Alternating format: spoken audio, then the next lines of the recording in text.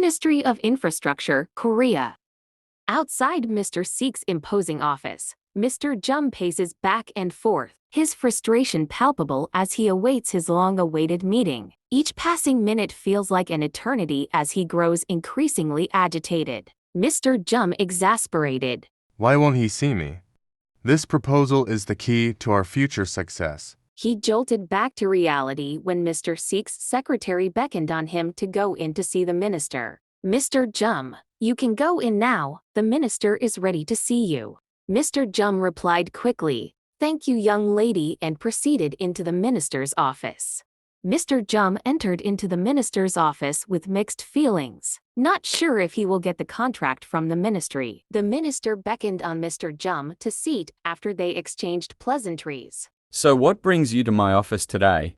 It's about the proposal my organization submitted to the ministry. I can confidently tell you that our organization is the best to handle such huge contract in the country. Our organization have over 40 years experience in building refineries and we are rated the #1 according to the Standard Organization of Korea. We will also ensure that this contract is done and handed over in a timely fashion. We will ensure to use the best materials to build so it can last for a long time. Honorable Minister, I am delighted to inform you that our equipment represents cutting-edge technology for constructing refineries. Mr. Siak skeptical. Why should I consider your proposal, Mr. Jum? What makes it so special?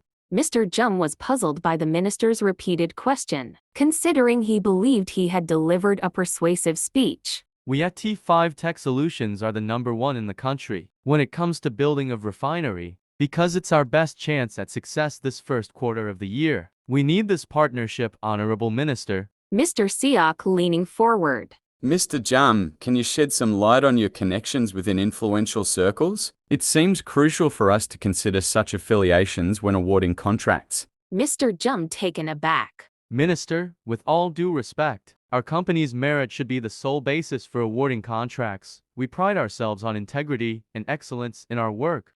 As Minister Sik's words echo in his mind, Mr. Jum reflects on the values of integrity and fairness that he holds dear. He wrestles with the notion that connections could trump qualifications in securing contracts. This goes against everything Korea stands for. Why should a minister be asking such questions? In a flashback to a boardroom meeting, Mr. Jum and his team had previously. He recalls a heated discussion in the boardroom, where his team emphasized the importance of competence over connections. They vowed to uphold ethical standards in their business dealings, regardless of external pressures. Our expertise and prowess speak for themselves. We must remain steadfast in our principles. The minister's voice brings Mr. Jum back to the present moment. Have a nice day, Mr. Jum. We will be in touch regarding the contract. As Mr. Jum leaves the office, uncertainty clouds his thoughts. He wonders if his company's commitment to integrity will cost them the contract, but he remains determined to stay true to their values.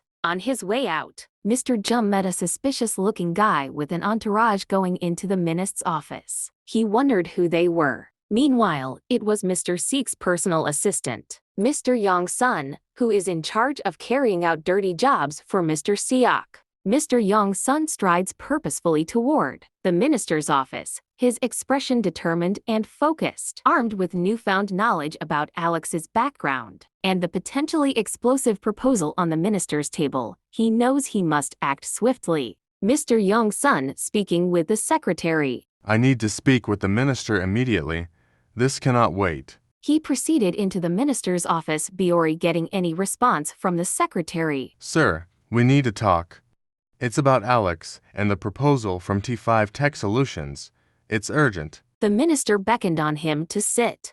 Boss, the regional manager of T5 Tech Solutions is Alex's father. The minister screamed, "No way, it means Alex's father just stepped out of this office." Boss, I have mapped out solutions on how to solve this issue once and for all. No, leave that to me. I will take care of things moving forward.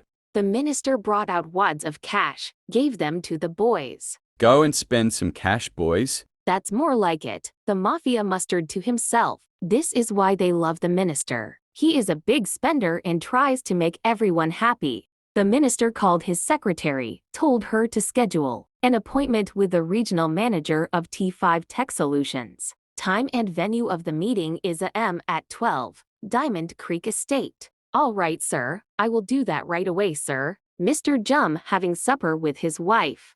He explained everything that transpired in the minister's office.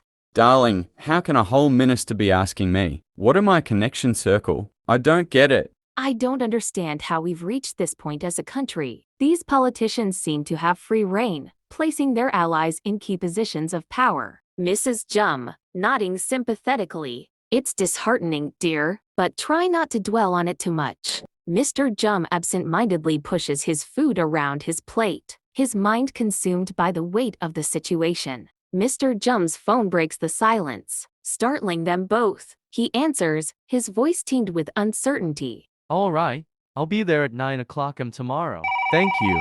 He hangs up, a sense of anticipation mingling with apprehension. Mrs. Jum curiously. Who was that, dear? Mr. Jum excitedly. I've been invited to meet the minister at his private residence tomorrow. Mrs. Jum smiling. That's wonderful news. Darling, you'll do great. Moonlight filters through the curtains as Mr. Jum tosses and turns restlessly, the weight of uncertainty pressing down on him. Mr. Jum, thinking aloud, could this be a trap? Why would the minister invite me to his home? It is only his close allies he allows to come over to his home. What secrets or hidden agendas might be at play behind the minister's inviting Mr. Jum to meet at his private residence? Kindly subscribe as Chapter 8 unfolds in earnest.